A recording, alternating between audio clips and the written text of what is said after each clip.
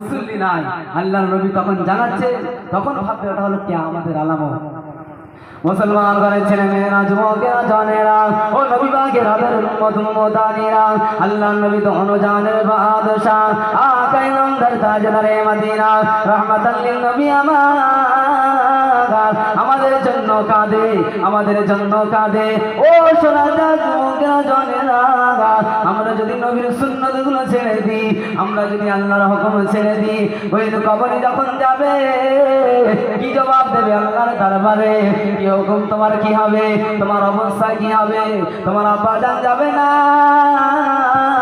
তোমার আম্মা জান যাবে না, সঙ্গে কেউ খাবে না, কার সাথে করে নিয়ে তুমি যাবে?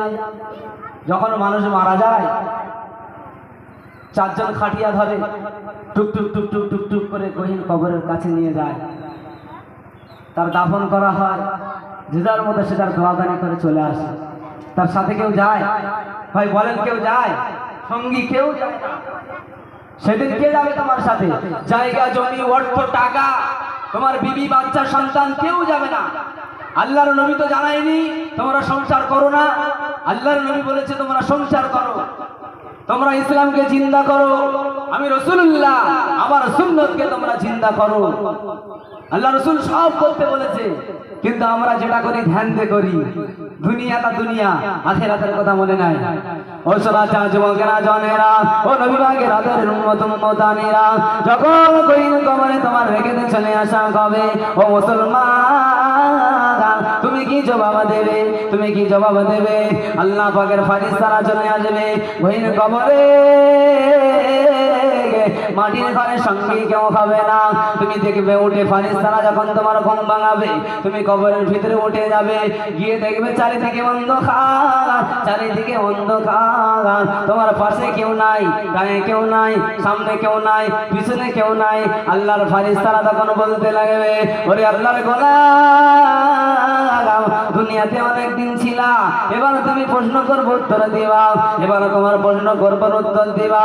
ও শোনা যা যুবকেরা, জনেরা, না না না না না, আল্লাহর মালায়েকা ফেরেশতারা যখন তোমার কবরের ভিতরে প্রশ্ন করবে, মান রব্বুকা, তোমার রব কে ছিল?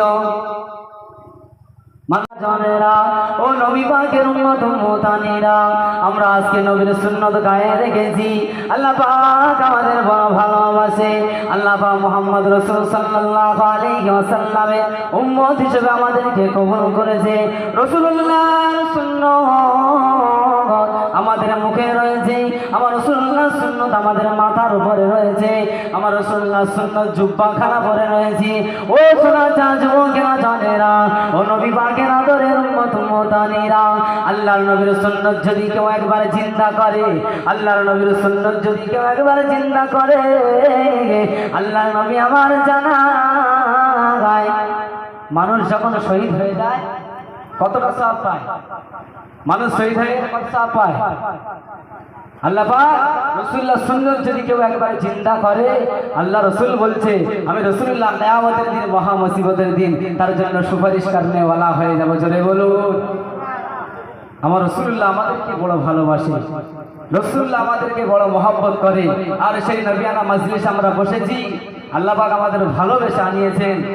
আল্লাহর নবী তিনি জানাচ্ছেন, কেউ যদি আল্লাহ এবং রাসূলুল্লাহর কথা আলোচনা শোনার জন্য আসে, বাড়ি থেকে বার হয়, কেউ যদি বাড়ি থেকে এক পা দু পা, এক কদম দু কদম ফেলতে ফেলতে নাবিয়ানা মাজলিসে আসে, আল্লাহর নবী জানাচ্ছেন প্রতিটা কদমে কদমে 10টা করে সগীরা গুনাহ তার মাফ হয়ে যায়। জোরে বলুন।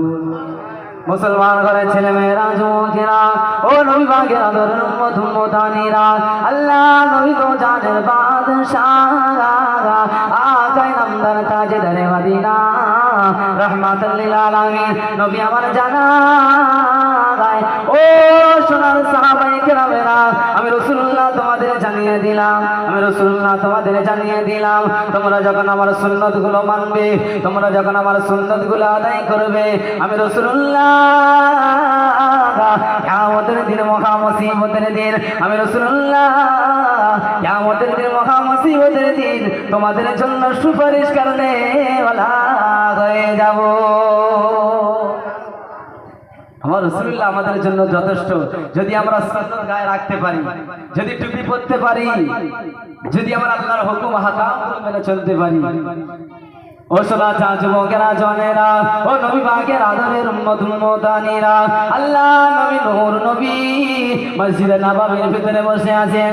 আল্লাহ নবী সাহাবায়ে কেরামদের ডেকে বলে, ও বাবা সাহাবীরা, ও বাবা সাহাবীরা, আমি রাসূলুল্লাহ তোমাদের জানিয়ে দিলাম, আমি রাসূলুল্লাহ তোমাদের জানিয়ে দিলাম, তোমরা যদি আমার আল্লাহ পাকের হুকুমগুলো, আমার আল্লাহ পাকের হুকুমগুলো তোমরা যথাযথ আদায় করো, তোমরা যদি আদায় করতে পারো, আমার আল্লাহ পাক তোমাদের উপরে খুশি হয়ে যাবে, আমার আল্লাহ পাক তোমাদের উপরে রাজি হয়ে যাবে।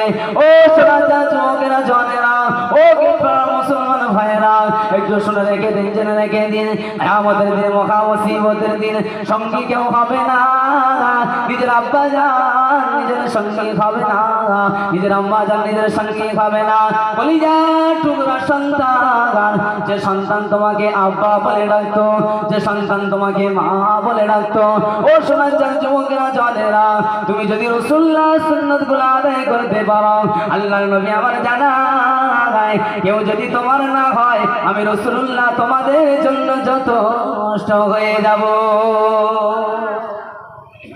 তাহলে আল্লাহর হুকুম, আমার রাসূলুল্লাহ সুন্নাত আমাদের আদায় করতে হবে। আমরা মুসলমান এত বুদ্ধিমান হয়ে গেছি, কোরআন গুরুত্ব দিই না, হাদিস গুরুত্ব দিই না, নামাজ মানি না, মসজিদ দেখলে মুখ বেঁকে যায়, মসজিদে যাওয়ার ইচ্ছা হয় না। কিভাবে মুসলমান বলে দাবি করে? মুসলমান হলে শর্ত আছে তো? যারা নামাজের সাথে কোনো সম্পর্ক নাই সে কিসের মুসলমান?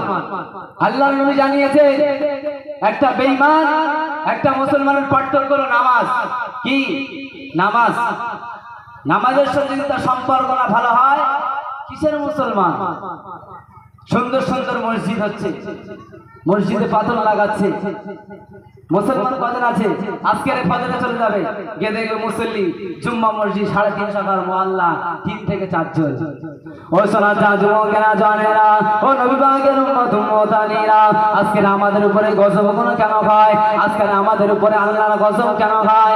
ও সোনা যুবকেরা, ও জওয়ানেরা, তরুণেরা, আল্লাহর নবী 1450 বছর আগে জানিয়ে দিয়েছেন, ও দুনিয়ার মুসলমানেরা, তোমরা যখন মসজিদগুলো করবে, মসজিদগুলো আবাদ করবে, মুসল্লি ভরিয়ে দেবে, তোমরা নামাজ পড়তে যাবে, আর যদি তোমরা মসজিদে না যাও, আমি রাসূলুল্লাহ জানিয়ে দিলাম, মসজিদগুলো ভালো হবে, মুসল্লি ভালো হবে না, তখন তোমরা বুঝে নেবে এটা হলো কিয়ামত।